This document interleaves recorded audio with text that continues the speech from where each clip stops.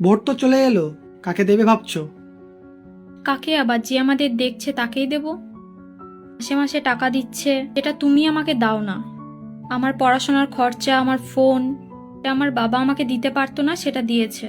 বিয়ের সময় দিয়েছে, আবার এখন মাসে মাসেও দিচ্ছে। তো বলছি, সেই টাকায় সংসারটা চলবে তো এবার? সংসার সংসার চালানোর জন্য তো তুমি আছো। হ্যাঁ, আমি আছি, কিন্তু আমার চাকরিটা এখন আর নেই। মানে কি বলছো তুমি এসব? তোমাকে মাসে মাসে টাকা দেওয়ার জন্য সরকার অযোগ্য ব্যক্তিদের কাছ থেকে ঘুষ নিয়ে চাকরি দিয়েছে। তো সেই অযোগ্য ব্যক্তিদের জন্য এখন আমি যোগ্য হয়েও আমার চাকরিটা চলে গেছে। তাই বলছি, এখন তুমি ওই টাকা দিয়েই সংসার চালিও, নিজের সব দরকার মেটিও। আমি তোমার খাওয়া পড়া অসুখ বিসুখ সব কিছুই দেখছি। হাজার হাজার টাকা তোমার পিছনে চলে যাচ্ছে, কিন্তু মাসে মাসে আমি তোমাকে কিছু টাকা দিই না। তাই বলছো আমি তোমায় কিছু দেই না? সে দেয়।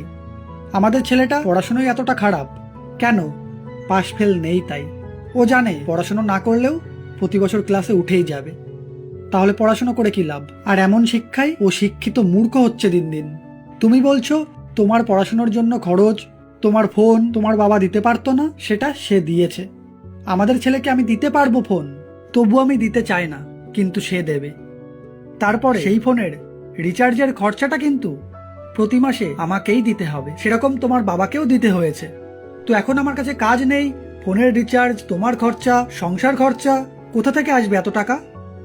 আমি তোমার ভোট দেওয়ার বিরোধী নই, কিন্তু আমি এটাও জানি কোনো নেতাই ভালো না। আমি চাই ক্ষমতায় যেই থাকুক শিক্ষা ব্যবস্থাটা যেন বদলায়, শিক্ষার মধ্যে যে দুর্নীতি আছে সেটা যেন দূর হয়, পাশ ফেলটা চালু হোক। আমাদের ছেলে ফেল করুক, কিন্তু পাশ করেও শিক্ষিত মূর্খ হোক সেটা চায় না। ও ফেল করলে তবেই ও শিখবে যে না, ওকে পড়তে হবে পাশ করার জন্যে, কিন্তু পাশ ফেল না থাকলে ও তো পড়তেই চাইবে না পাশ করার জন্যে। যোগ্যদের চাকরি দিক, শিল্প হোক, বাবা মায়েরা কাজ করে নিজের ছেলে মেয়েকে কম্পিউটার কিনে দেবে, ফোন দেওয়ার প্রয়োজন নেই অল্প বয়সে। দিনের পর দিন ইংলিশ মিডিয়াম স্কুল বেড়েছে, আর প্রাইমারি স্কুলের দশা বেহাল হয়ে গেছে। আর তুমি মা হয়ে কিছু টাকার লোভ করছো, ছেলের ভবিষ্যৎ দেখছো না, তোমার স্বামীর উপার্জন দেখছো না। তোমায় টাকা দিচ্ছে, তুমি ভোট দিতে যেও, কিন্তু আমি ভোট দিতে সেদিনই যাব যেদিন আমার এই চাওয়াগুলো পূরণ হবে। আমি চাই আমাকে কাজ দিক, আমি কষ্ট করব, কাজ করব, আমি আমার ছেলেকে পড়াশোনার জন্য কম্পিউটার কিনে দেব যদি সেটা লাগে, কিন্তু এই অল্প বয়সে ফোন দিয়ে ওর জীবন নষ্ট হোক চাই না। তাই ভোট বাক্সে আমি সেদিনই ভোট দিতে যাব যেদিন আমার এই চাওয়াটা পূরণ হবে, শিক্ষাটা ঠিক হবে, আর মানুষের যোগ্য সম্মানটা মানুষ পাবে। এখন চাকরি গেছে, বাইরে গেলে কতটা অপমান সহ্য করতে হয় সেটাও দেখে নিও। যোগ্য হয়েও আজ আমি অপরাধী। রাজনীতি নোংরা, পচা নর্দমা, এটা অনেকেই বলে, কিন্তু সেটা পরিষ্কার করার চেষ্টা কেউই করে না। আর আমরা জনগণও আমাদের শিক্ষা, স্বাস্থ্য, কর্ম এটাও আমরা ঠিকঠাকভাবে দেখে নেই না। সব দল, সব নেতাই নিজের আখের গোছাতে ব্যস্ত। তাই আমাদের জনগণকেই আমাদের ভালোটা বুঝে নিতে হবে।